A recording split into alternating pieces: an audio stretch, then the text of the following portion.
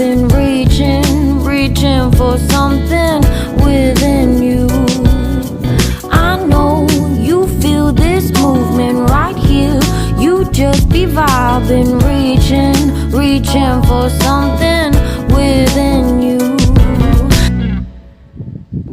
जरा सा झूम लूँ मैं, अरे नारे नारे ना, जरा सा घूम लूँ मैं, अरे नारे नारे ना, आ तुझे ना ना ना ना वो सब नहीं, गलत बात नहीं करते।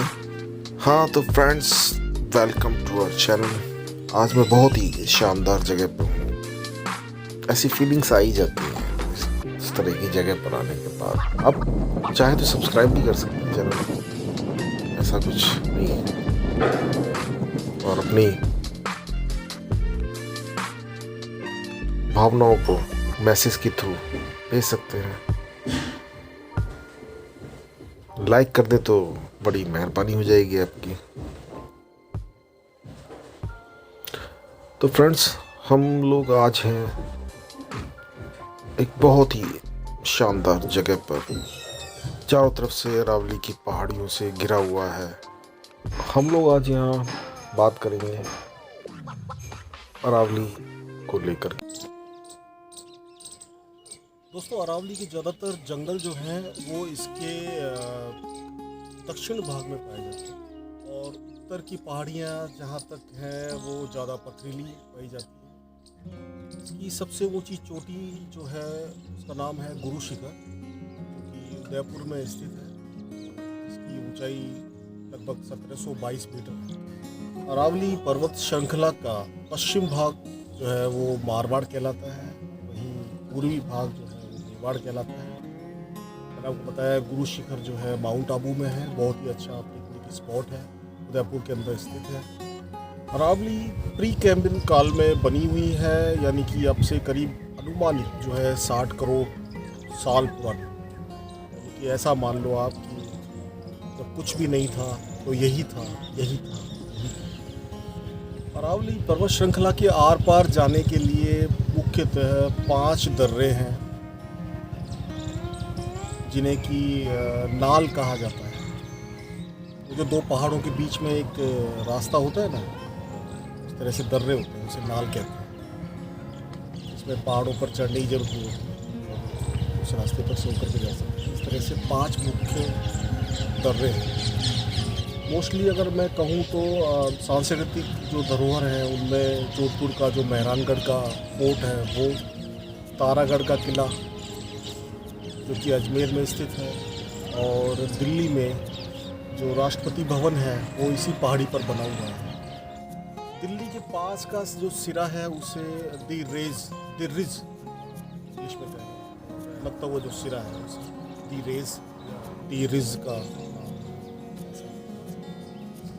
देखिए दोस्तों, आपको लगता होगा कि पथरीली चट्टानें हैं और इतनी लंबी सारी जो सीरीज़ है इसका कोई मतलब क्या है, इसमें कटीले पेड़ पौधे हैं, जलवायु।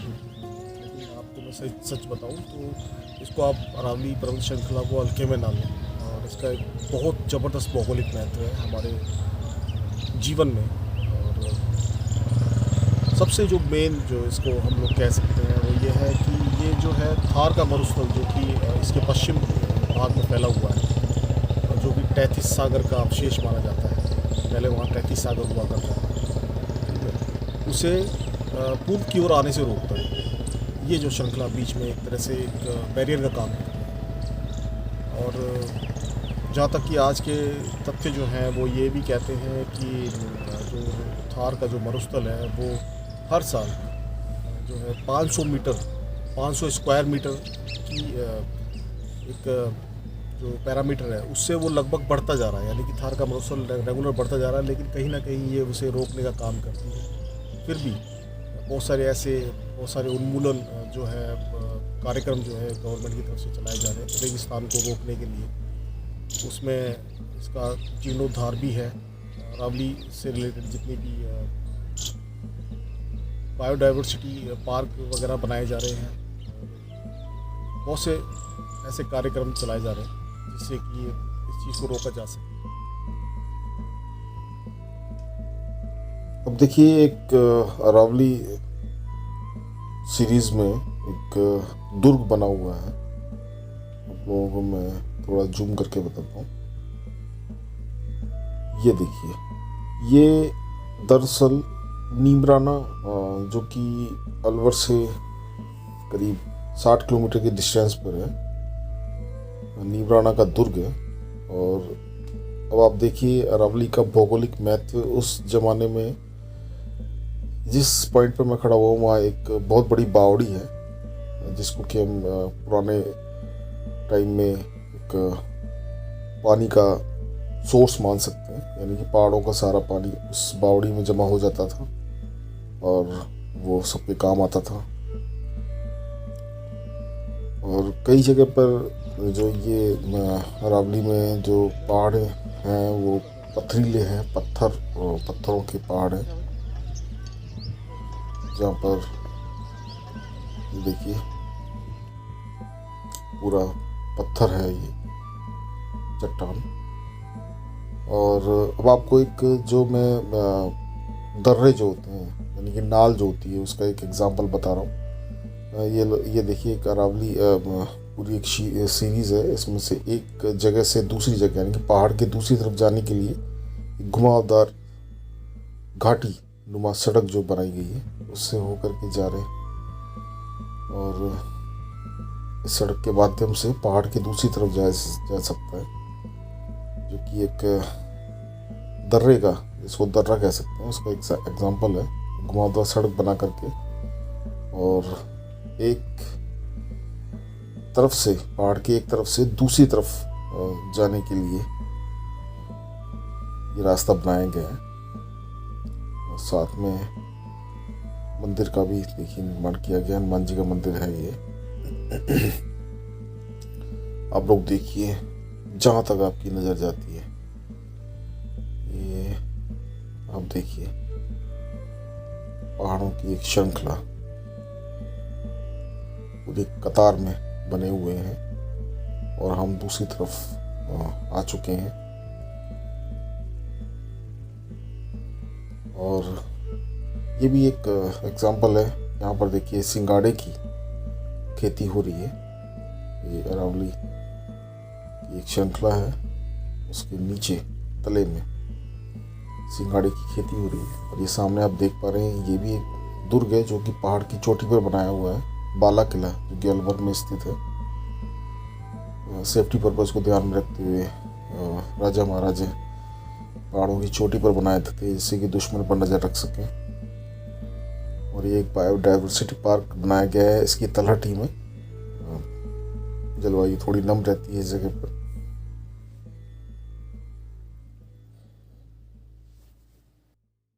It's you, yeah, boy, the one to show me now and forever. No, you'll never be alone again.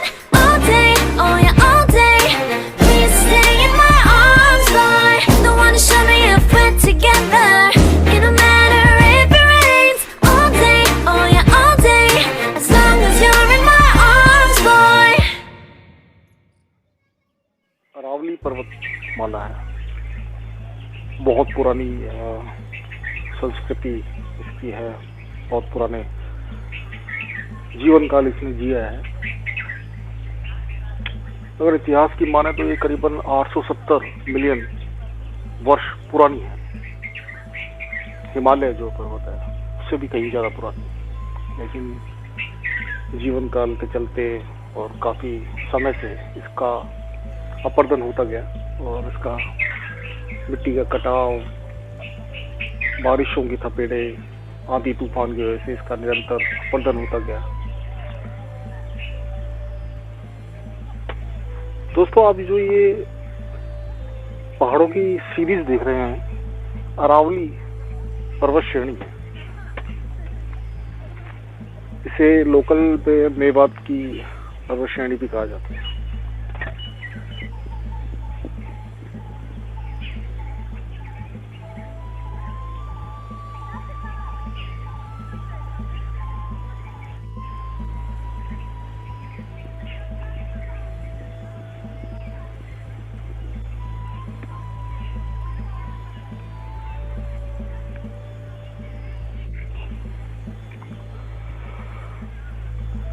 दोस्तों ये पर्वतमाला जो है वो करीबन 560 किलोमीटर लंबी राजस्थान क्षेत्र में फैली हुई है। अगर इसकी टोटल लंबाई अगर हम लोग देखें तो करीबन 690 किलोमीटर पड़ती है।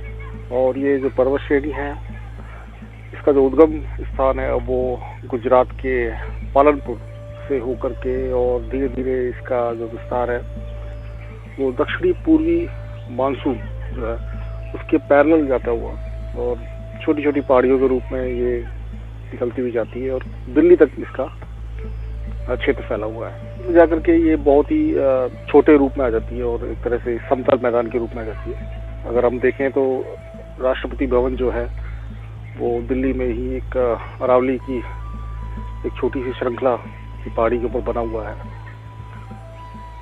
और पश्चिम में इस पहाड़ी के जो पश्चिम में जो राजस्थान के जो क्षेत्र है उसमें जोधपुर, जैसलमेर, बीकानेर का संभाग पड़ता है जो कि इसको जो है वहाँ का रेगिस्तान को आने से रोकता है राजस्थान के अंदर, यानी कि एक तरह से ये एक दीवार का काम करती है। इसका जो उद्गम है वो दक्षिण पश्चिम से शुरू होकर और ये जाता है उत्तर पूर्व तक ये फैला हुआ है। और इन पहाड़ों के जो बीच में कहीं कहीं तो दो पहाड़ियों के बीच में 10 किलोमीटर का डिस्टेंस हो सकता है और ज़्यादा से ज़्यादा 100 किलोमीटर का भी डिस्टेंस हो सकता है। इस श्रृंखला में सबसे ऊंची जो चोटी है वो गुरु शिखर के नाम से कहलाई जाती है। वो उदयपुर में स्थित है। वन्य जीव जो है जंगलों का कह सकते हैं हम रिजर्व, टाइगर रिजर्व भी बहुत सारे समझे जाते हैं। वन्य जीवों के लिए बहुत ही अच्छी एक ये प्राकृतिक संरचना है। इसके अलावा जो है बहुत सारे दुर्ग जो है महल वगैरह बनाए गए हैं। पुराने ज़माने में जो राजा महाराजा थे वो एक तरह से सेफ्टी पर्पस को भी ध्यान में रखते हुए इन पहाड़ों की चोटियों पर अपने किले वगैरह दुर्ग बनवाए जाते थे, जिससे कि वो पूरे सल्तनत में पूरे साम्राज्य पे नीचे सबके ऊपर नज़र रख सके। तो इस तरीके से इनका स्ट्रक्चर है। बहुत सारे जो ऐसे किले हैं वो बनाए हुए हैं, जिसमें से एक मैं जहाँ जिस जगह पर खड़ा हूँ वो अलवर का एक बाला किला जिसको हम कहते हैं बाला किला, इससे राइट में डायरेक्शन में बाला किला बना हुआ है। अगर आप लोग देख पा रहे हैं हम आपको अभी थोड़ी देर में दिखाते हैं। और ये जो है एक बायोडाइवर्सिटी पार्क बनाया गया है अलवर में। मैं वहाँ से इस तरह की फुटेज मैं आपको पहुँचा रहा हूँ।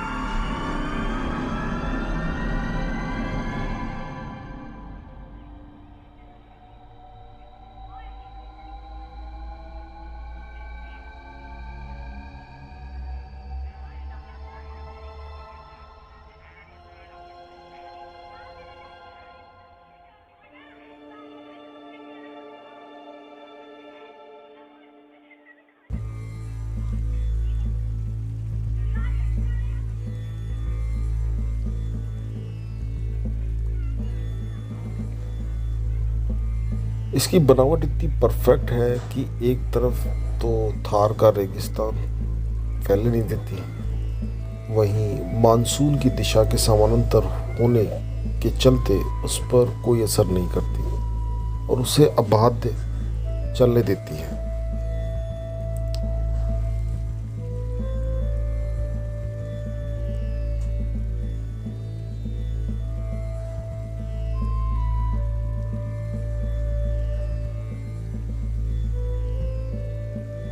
दोस्तों, इकोसिस्टम को बनाए रखने और तरह तरह के जीव जंतुओं और पेड़ पौधों के लिए आमतौर पर पूरी रेंज और ख़ास तौर पर इसमें मौजूद बायोडाइवर्सिफाई पार्क जैसे कितने ही स्पॉट्स लाइफलाइन सरीखे हैं। कई ऐसी प्रजातियां जो अन्यथा नहीं पाई जाती या लुप्त होने की कगार पर हैं, यहाँ मिल जाती। भील जैसी कितनी ही आदिवासी प्रजातियां इसमें रहती हैं। उनका एक सेल्फ स्टैंडर्ड समाज है। माउंट आबू और उदयपुर जैसे पर्यटन स्थल और आय के स्रोत के लिए थैंक्स टू अरावली। ढेरों खनिजों जैसे सीसा, तांबा, जस्ता आदि से लेकर आपके घरों के पत्थर और टाइल्स, मार्बल के लिए भी थैंक्स टू अरावली। केन, बेतवा, धसान, सिंध, पार्वती, काली सिंधु, बनास और सबसे अधिक पुरानी और अधिक महत्व की चर्मवती नदियों के लिए भी ये संरक्षित है। दिल्ली एनसीआर में केवल अरावली ही है जहाँ से ग्राउंड वाटर रिचार्ज होता है, जैसे कि जो बोरिंग का पानी आपके घर पे आता है वो नीचे यहीं से जाता है। इसलिए ही तो CGWA की रिपोर्ट में इसे पूरे क्षेत्र को critical ground water recharge zone कहा गया है।